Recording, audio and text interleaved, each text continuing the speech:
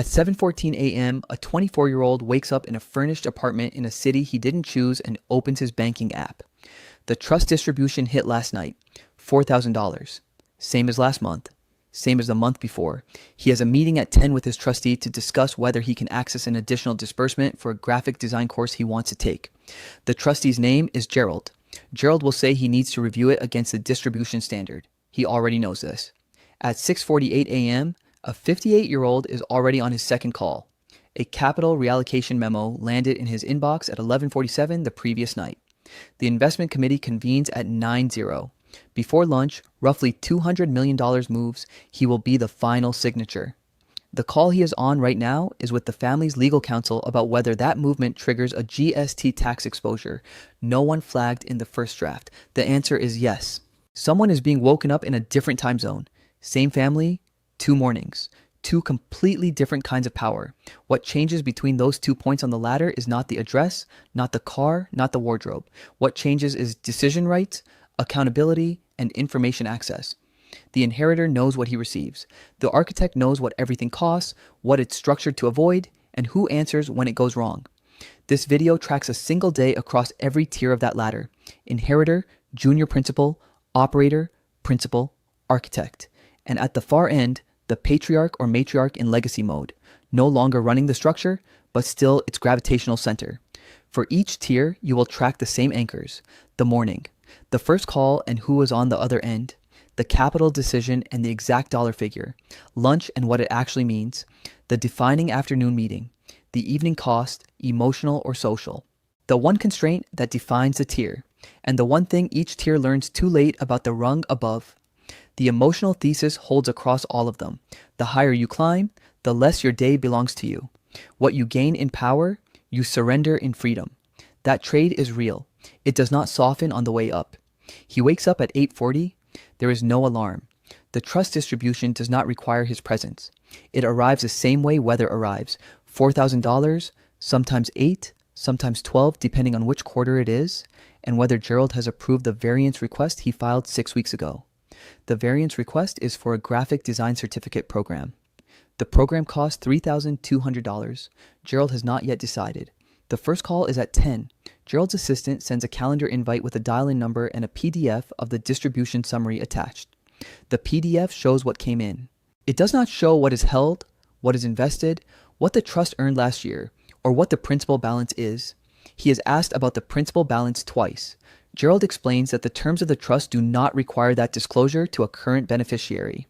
He writes this down. He is not sure what to do with it. The decision today is the graphic design course. $3,200 against a distribution standard that reads, in the original trust language, for health, education, maintenance, and support. Education is in there. He has prepared a 1-page justification. Gerald listens. He says he will need to review whether the program qualifies under the education provision or whether it falls under a discretionary category that requires trustee approval from all 3 trustees, not just him.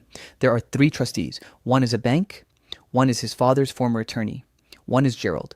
He did not choose any of them. He approves it 4 days later. He does not feel grateful. He feels the specific exhaustion of having needed permission for something that costs less than 1 month of his distribution. Lunch is with his older brother. He is 31.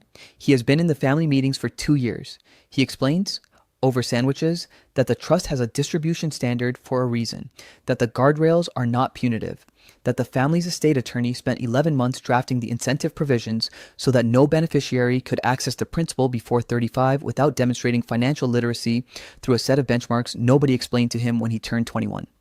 He asks what the benchmarks are. His brother says he'll send him the document. He does not send the document. The afternoon is a check-in with the family's CFO. His name is Stephen. The meeting is 60 minutes.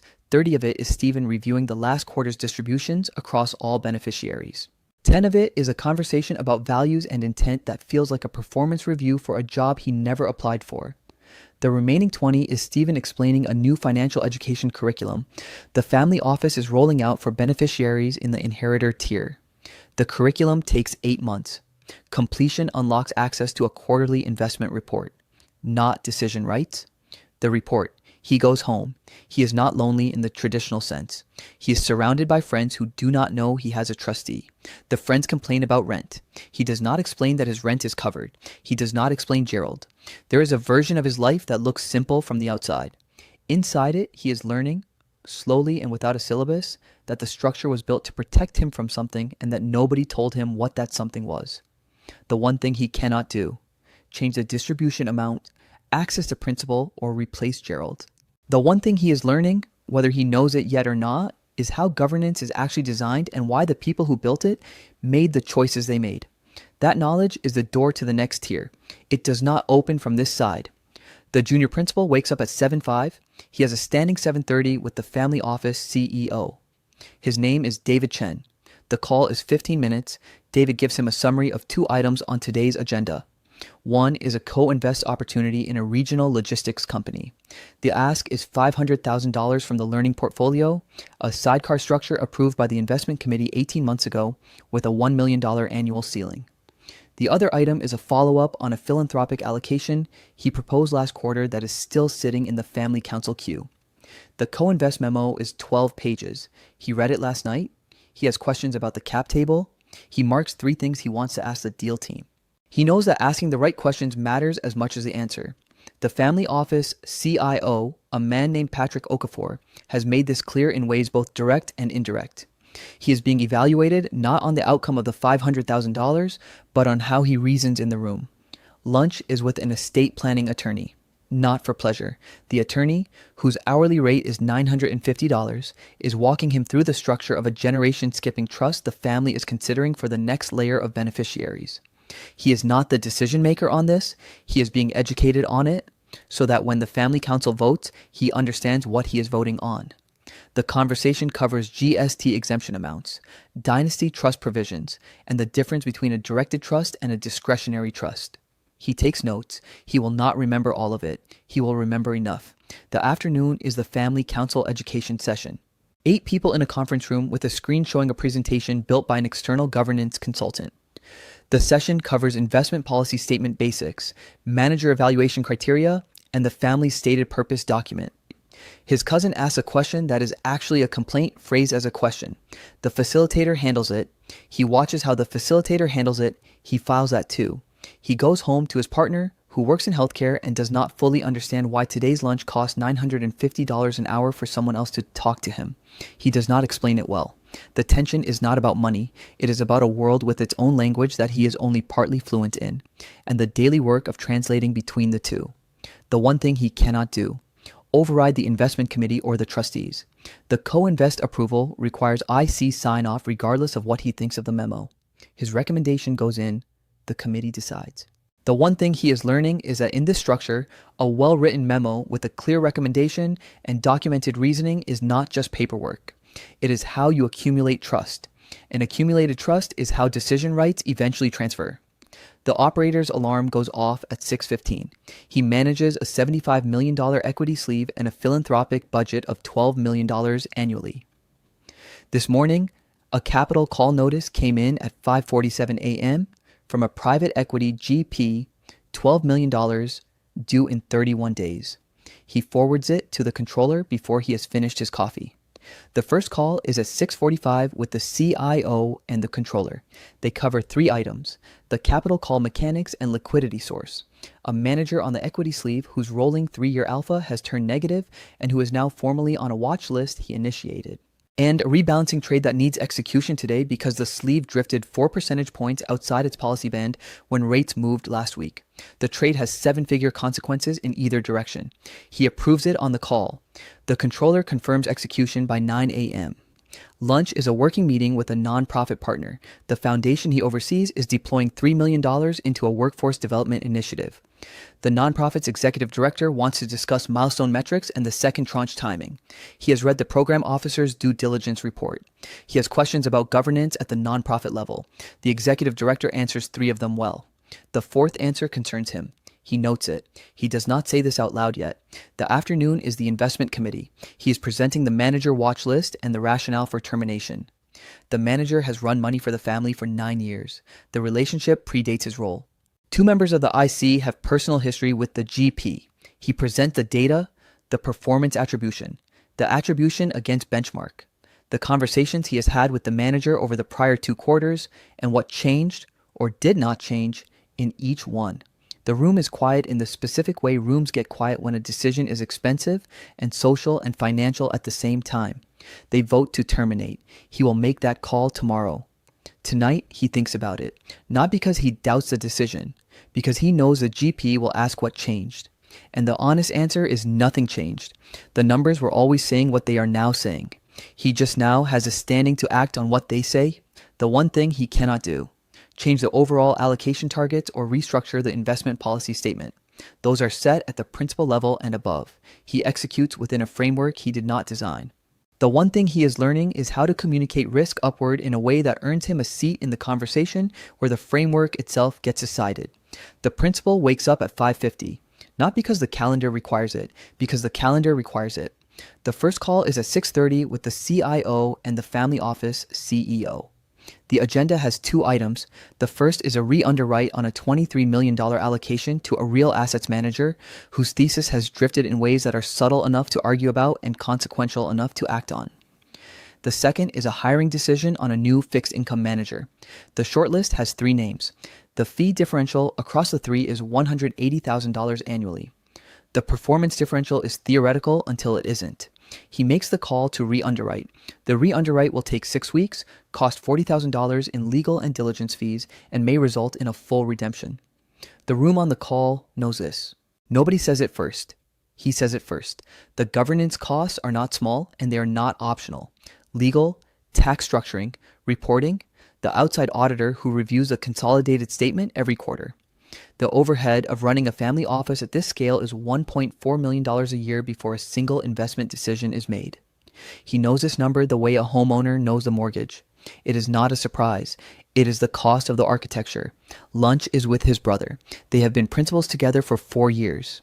The conversation is about a $15 million ESG mandate the family council approved in principle 18 months ago and has not executed because he and his brother cannot agree on what ESG means when it conflicts with a 200 basis point return drag. His brother says the values are the return. He says the values cost something and the family should know what that number is. Neither of them is wrong. Neither of them can override the other. The mandate sits. The sandwiches go cold. This is also governance. The afternoon meeting is the one that does not appear on anyone's public calendar.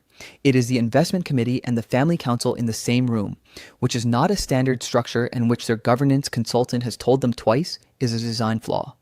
Today, it is unavoidable. A trust distribution request from a third-generation beneficiary has intersected with an allocation the IC approved last quarter, and someone needs to decide whether the liquidity comes from the operating reserve or from unwinding a position. The conversation starts as finance and becomes family within 11 minutes. He watches it happen. He has watched it happen before. He keeps the meeting on the decision. The decision gets made. The room empties. What remains is the ambient cost of being the person who kept the meeting on track while the room was full of people he grew up with. He cannot escape the narrative. The family story preceded him and will outlast him. What he is learning to build is a decision system that does not require his presence to function. That is the work inside the work. The architect does not have mornings the way principals do. He has positions. The first call is with outside counsel and the family's lead governance advisor. The agenda is structural. A GST trust update that affects $200 million in downstream assets. A revision to the board composition policy that determines who can vote on manager changes after he is gone. A liquidity policy that ring-fences $40 million against a scenario none of them want to name, but all of them have modeled. These are not investment decisions. They are decisions about who makes decisions, in what sequence, under what conditions, when he is no longer the one making them. Lunch is with a trustee he selected himself and 2 next-generation family members he believes are capable of the tier above where they currently sit. He is not there to eat. He is there to transmit something that cannot be written into a governance document. How to read a room? How to hold the frame when the room wants to collapse it. Whether either of them has it, he watches. He listens more than he speaks. He will not know for years whether the lunch mattered. The afternoon is board minutes, voting rules, dispute resolution language, and a succession rehearsal that nobody calls a succession rehearsal. The evening is quiet in the way that comes after you have spent a day designing a machine, and understand, with some precision, that you are building it to run without you. He cannot buy trust. He cannot manufacture harmony. What he is learning, against every instinct accumulated across a career built on control is how to make himself replaceable. That is the final competency. It is also the hardest one. Here is what all of it adds up to.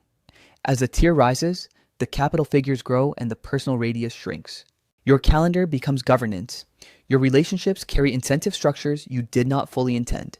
Your errors compound not just financially, but institutionally, across generations, in documents that will still be in effect when you are not. So the question is not which tier looks powerful from the outside. The question is which day you are actually willing to live. The 8:40 wake up with no alarm and no decision rights. The 5:50 wake up with both and the weight that comes with them. The lunch with a sibling that is also a negotiation. The evening that is also a design problem with no clean solution. Which tier are you actually aiming for? And what are you willing to give up to live that day? Not in theory. In the specific currency of freedom, privacy, relationships, and the version of yourself that exists outside the structure. Leave it in the comments. The tier you'd choose and the constraint you'd least tolerate. If you want the mechanics behind what you saw today, the investment committee, the governance documents, the succession architecture, that breakdown is next.